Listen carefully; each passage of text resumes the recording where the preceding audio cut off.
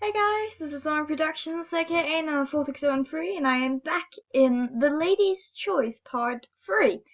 And it's a webcam video, woo, because I don't do enough of those. I feel like it's so much easier to just start recording like in my fucking underpants or something, and not caring what I look like, and just making sure I have a good enough voice. But the thing about webcam videos is that you need to look slightly presentable. I don't really doll myself up for it, but I do make sure I look presentable.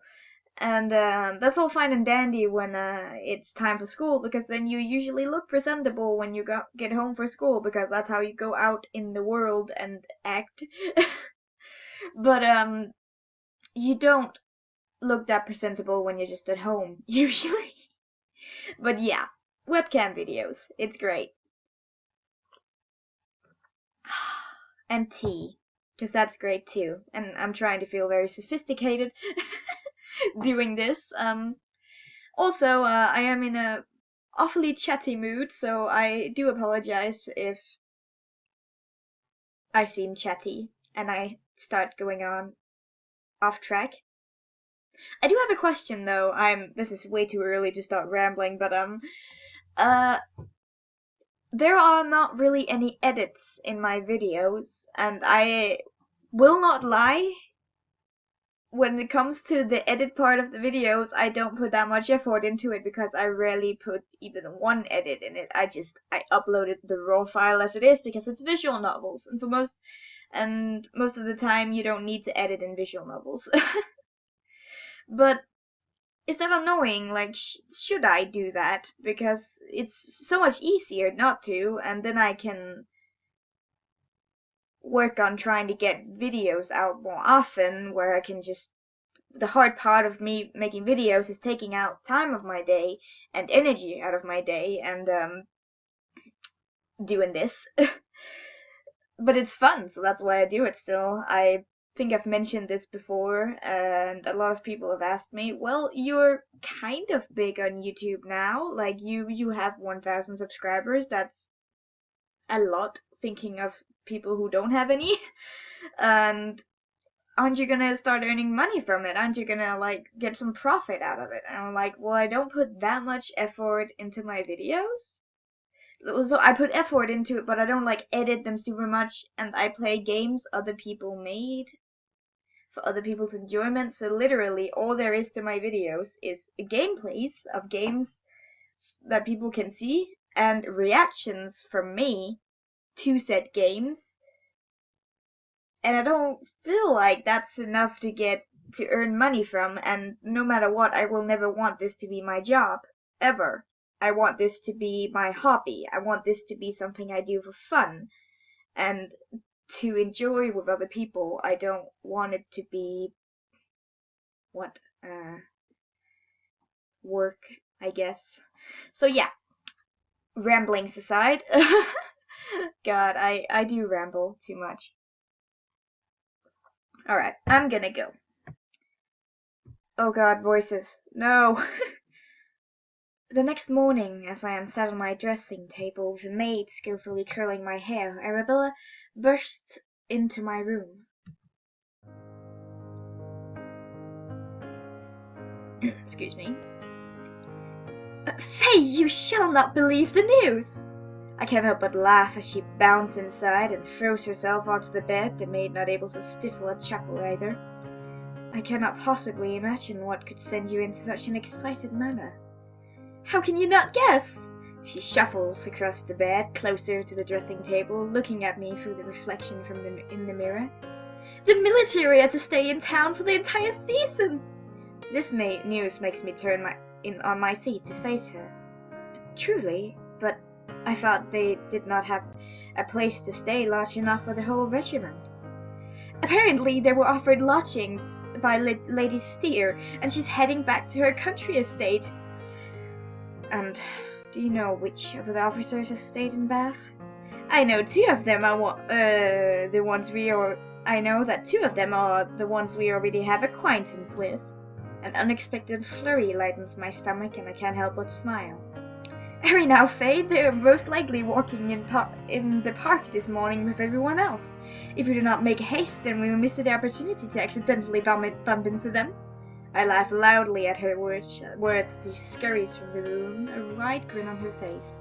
I cannot words right now. It's like I'm trying to read, but my voice makes my mouth makes the words sound weird.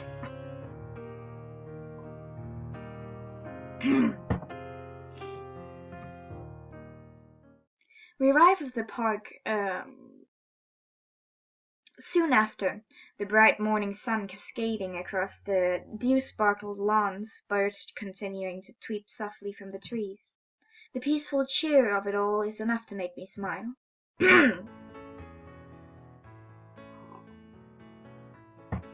I have not yet seen any of the officers. Calm yourself, Arabella. I'm sure we shall meet them again. I turn to her, her gaze darting from each group of people to the next.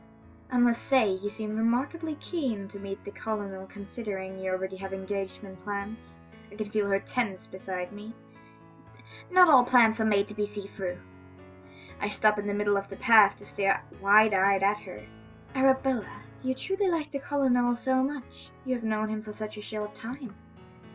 That does not mean there is not fun to be had in his company. For a woman so concerned with reputation, you can say the most scandalous things at times. I merely speak my mind. What people take from my words are their own ideas. But is that all you see in the colonel? She grows unusually quiet, and suddenly her focus shoots off to the left. Ah, look, there is Lady Kettering. Before I can speak, she moves towards the small group of women, the group instantly buzzing with chatter. I smile as I watch her go. I know I should join the group, but the idea of making conversation doesn't sit well when I could enjoy the serene surroundings instead. I know the feeling. As I wander through the park, I make my way to the most secluded path, led on by the bird song. Turning through the crop of trees, I can almost stumble coming upon Captain Blake and Colonel Foxley riding along the path. They halt their horses just in time, their expressions as shocked as mine. Miss Goodwill! Oh God, I forgot the voices. The captain leaps from his horse in a smooth motion and jogs towards me. Oh, aren't you being excited to see me? Are you Crider White? Ugh! He clasps my arms, gently glancing over me. His sudden touch makes my mouth dry, and I barely manage to squeak out a response. Wolfers! I'm quite fine, Captain. Just a little surprised. He gives a nod at my words, then realizes his hands are still on me and snatches them back. Are you walking alone, Miss Goodwill? Before I can respond, Arabella's voice echoes from behind us. Faye, there you are! Faye, are you here? Oh. Good morning, Arabella. She glances up to meet eyes with the colonel on his horse. Good morning, Colonel. Her gaze drops to their steeds. Oh, what fine creatures! You like horses? I adore them. No. No, she doesn't. But I keep the thought to myself, happy to watch their cheery exchange. It has been many years since I've ridden, I admit, but then you must do so now. What? I would not deny a fellow lover. I was like, wow, that was very sudden, but no, a fellow horse lover, the opportunity to ride after so long. Well, Colonel, that's not necessary. Oh man, I want to be mean. I want to be mean so bad, but she's our friend. But she's not in her riding habit. Seeing Arabella glance around for help, I take steps forward. But she's not in her riding habit, Colonel. I'm not sure it would be appropriate. By this time he has leapt from his horse and walked to Arabella's side. When he takes her hand, her gaze flicks from mine to look at the touch. Let's just let her have it. Oh, do go on, Arabella. You do love horses, after all. She throws me a glare, and I cannot help but giggle as the colonel leaps from his horse, though it seems her dislike of horses drains away when Foxley takes her hand. The two move towards his horse, the sun now dappling through the canopy of crops and trees we're standing in. And what of you, Miss Goodwell? What of me? Would you care to ride? Of course she would. We both flinch as Arabella calls to us. If I am enjoying a ride, she will as well. Then I suppose it's settled. I walk slowly to the side of this horse, running my hand over the creature's sleek neck as I go. He is beautiful. The horse is pure black, heavy feathering around its feet, and a mane so long it's almost obscuring its eyes. I rarely see this breed for using. I am very uncomfortable right now. I was gonna pour myself a cup of tea, but you know. There you go.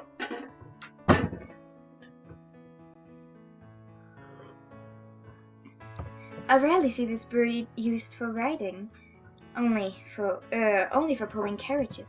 His small smile seems to widen at my observation. That is true, but did not take to the harness and was to be destroyed. It was a cruel fate for one just because it did not conform what they expected of it. I suddenly wonder if he's speaking of the horse. I shake my thoughts away as the captain steps close behind me. Here, let me help you. His strong hands slip around my waist, and I bounce from the ground as he lifts me onto the saddle. Blah. I settle myself in the task a little harder than normal without any proper riding habit. Thank you, Captain. I look down at him from the weight of the horse, much taller than I had guessed. Shall we? I give a nod and hold on to the saddle as Blake takes the reins to begin leading me around the park. Leaving the small crop of trees, we head into the main park, the sun now shining brightly. The captain keeps the horse at a steady pace, quite a way behind Arabella and the colonel. It is a beautiful morning. It is. Though his responses are short, he glances up at me, and I realize this is the most relaxed I've seen him. I hear your regiment is staying in Bath for the whole season now. The ease is quickly replaced by stiff tension as he looks back to the path. You are not happy to be remaining. It is what has been ordered, and I shall follow my duty.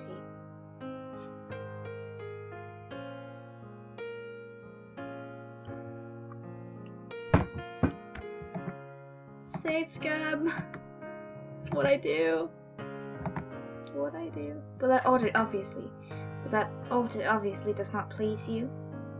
What does not please me is that our duty will involve being drafted into more social engagements. I do not see that should be the duty of a military officer. The army should be about protecting people, not about being seen by the cream of society.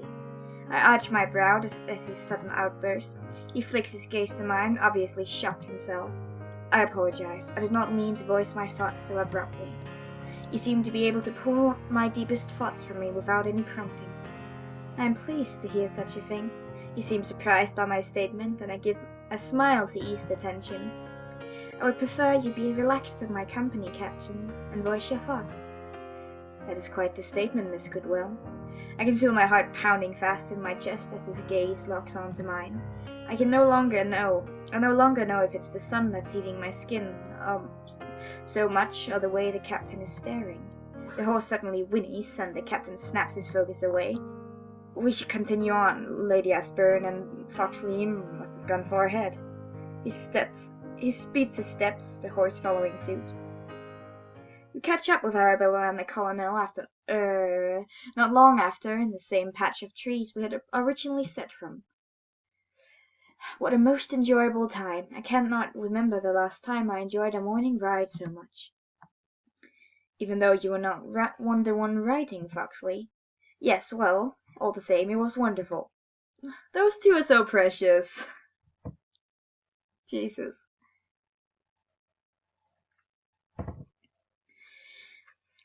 I agree, Colonel. Now, will you oblige me and help me down? He gives a pleased nod and turns to Arabella, rubbing his arms around her to help her to the ground. I smile at the pair, twisting in the saddle to dismount myself, having much more experience with riding than Arabella. I ease myself onto the ground, brushing down the creases of my skirt when I land on the grass beneath. The horse then nudges his head into my back.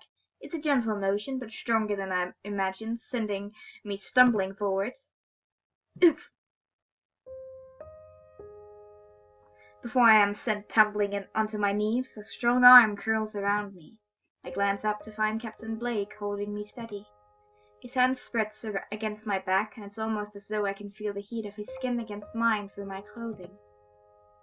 I apologize. He enjoys being fussed after a ride. I'm quite all right, Captain. I take a steadying breath, trying to calm the sudden fluttering in my stomach. I almost lose my breath when his arm tightens around me, pressing me closer against him. Then his arm tenses, his eyes shifts away, and he lets me go.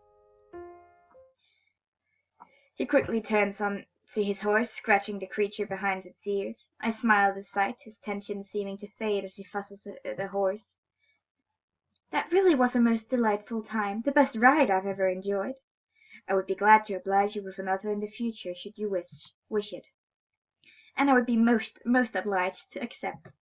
I watched the scene with a smile, but eventually stepped forward to interrupt before they are completely lost in each other.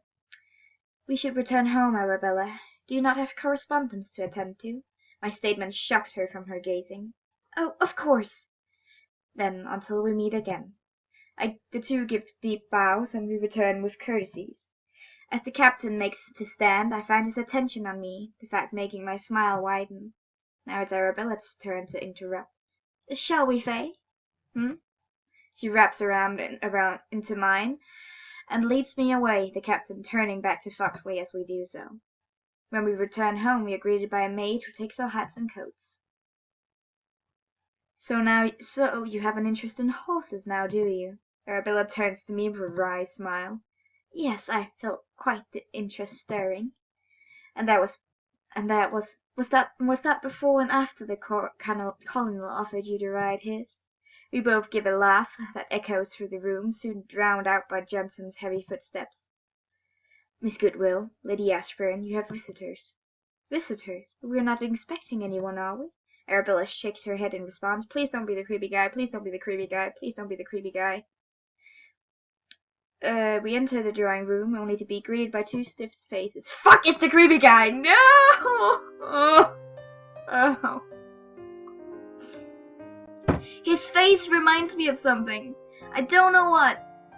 It annoys me so much because, like, in this game, everyone has, like, really... They have features that are actual facial features. Different noses, different, like, chins, different, ways of, like, having their face. And his look is like something, but I don't know what it reminds me of. And he's creeping me out. He is a very creepy gentleman, I'm just saying. Damn it. Lord Walter Huddington and his mother, Thomasina Huddington. Damn. Oh man, I'm scared. I always have to be so careful around these two. And I kind of offended him a lot last time, I feel.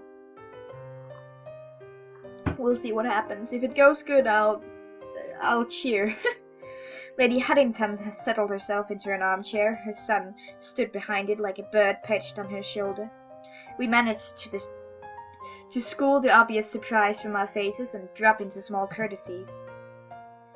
Do you keep your guests waiting so long, Miss Goodwill? Only some. I apologize most profusely. I can do this. Profusely.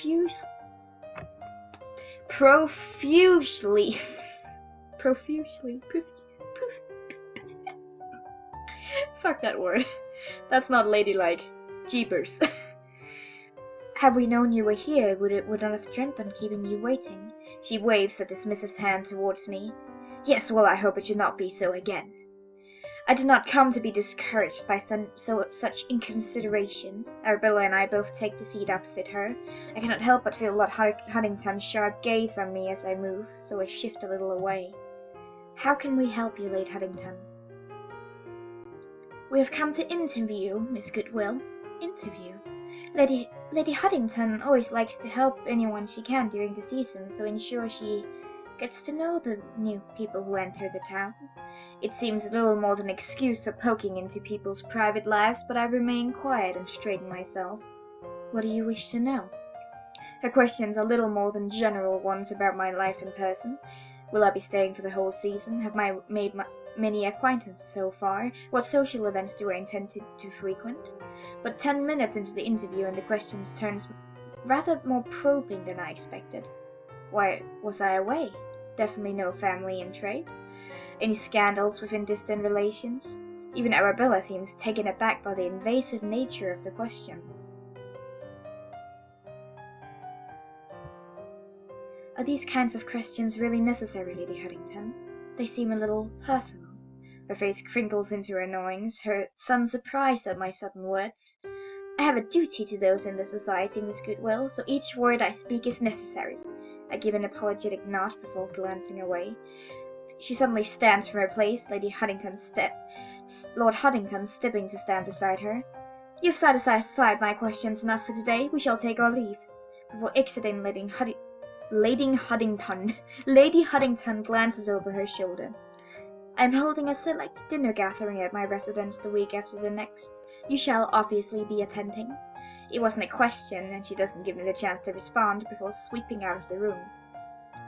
Lord Huntington steps closer towards me, taking my hand in his chill fingers. Creep! Alert! I shall be waiting for her next meeting, with bated breath. He bows his head, thankfully not this time attempting to kiss my hand. With a final inspecting glance over me, he turns on his heel to leave as well. Blah! Ew, gross. It's not until the front door clicks shut and I fall back onto the seat, followed swiftly by Arabella.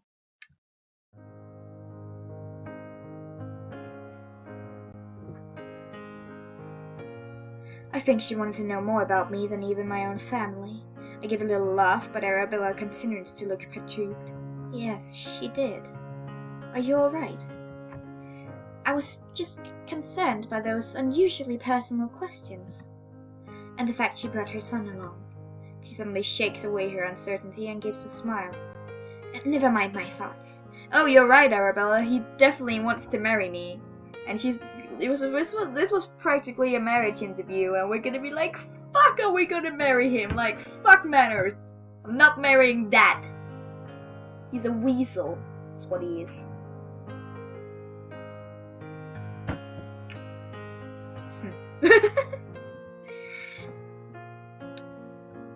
What we should be excited for is the fact we just received a personal invitation from Lady Huntington. This makes her smile widen, the woman practically bouncing with joy. I do not believe I know of anyone who has garnered such a thing. It wasn't so much an invitation as a demand. She waves away my words with a flick of her wrist. Why should we have refused anyway? Because I don't want to see her creepy son. I do not. Oh, excuse me. Charming as always, I see.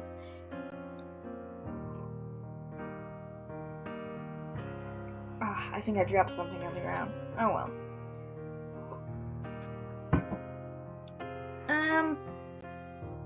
I do not reply, though the feeling that I am a pawn in some scheme concocted by Lady Huntington is hard to shake. The next morning, Arabella is keen to head out to the party early, hoping to tell everyone she meets the personal invite. She meets about the puzzle, blah, blah. And I think that's a good way to end the episode.